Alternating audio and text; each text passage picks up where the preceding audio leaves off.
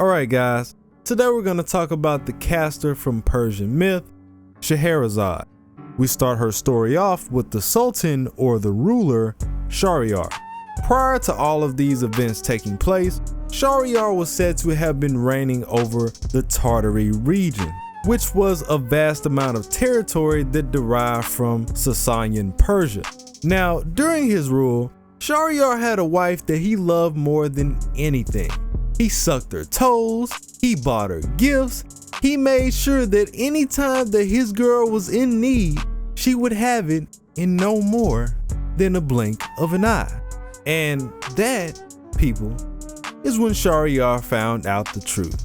After all these years of the two of them being together, the sultan comes to find out that his wife was getting her insides rearranged by another man. Oh! Not like this. He was in disbelief.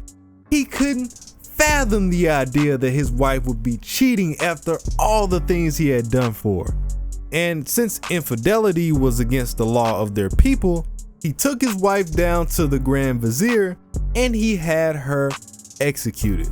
Now, there's a lot of different ways that infidelity might shape a man's perspective. Shahryar's approach, however, was a bit drastic. From the time that he had his first wife executed, Shahryar began to marry a new girl every single day.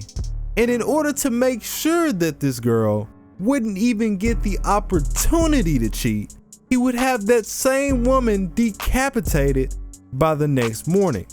And then he would repeat the process. This man is hard on thoughts for real. And now that the sultan was out here taking the lives of all these different women, the people in his nation were a bit on edge, to say the least. By this point in time, dude had already taken the lives of 1,000 women due to this process. However, there was one woman that couldn't just sit back and let this go by. This woman, of course, being the greatest beauty in all Persia, Scheherazade. Now, here's the thing. Scheherazade was actually the daughter of the Grand Vizier. And although he was the one that was putting these women down for the Sultan, he was able to keep Scheherazade safe due to his position and authority. So one day Scheherazade rose up on her pops and said, "Hey, I want to be the Sultan's next wife." And as a father, he naturally loses his mind. "You want to do what?" She then goes on to tell her father that she's the only one that can get this done, and if someone doesn't put an end to the Sultan's treachery now, no one will.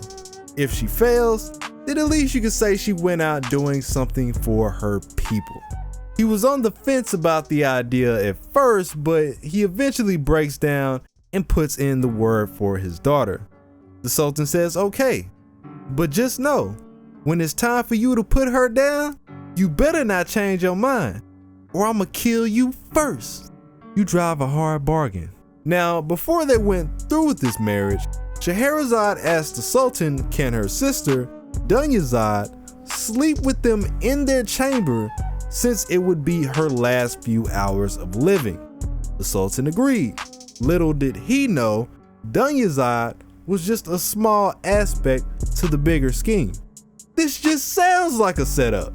The real goal of her sleeping in the chamber was to get Scheherazade to dive into one of her captivating stories. The Sultan allows her to go through with this, and he was so infatuated with her story by the end of the night that he postponed her execution to a later date.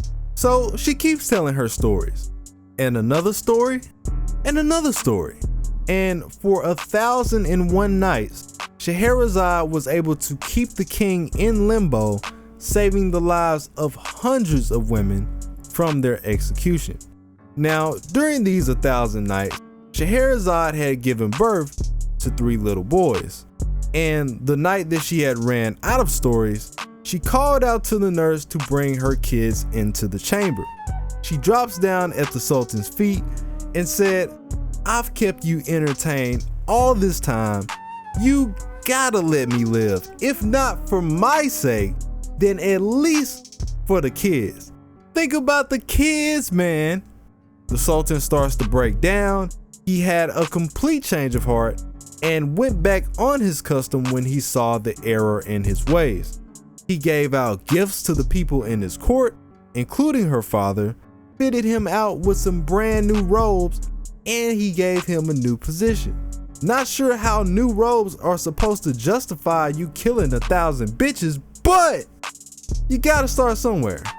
He brought in historians to document all the new stories he had heard, and he made Scheherazade his one and only new and improved queen. That about wraps it up. If you enjoyed the video, please like it up so we can get this trending. Feel free to add information as you see fit, and let me know what you guys think about it. I ain't saving nothing. I'm out. I'm getting faded till the angels come and skipping all the famous functions. How do the famous function? The A-list can't be trusted. I strong arm them like I play the trumpet. The bottom barrel of society. I tell my bitch if she don't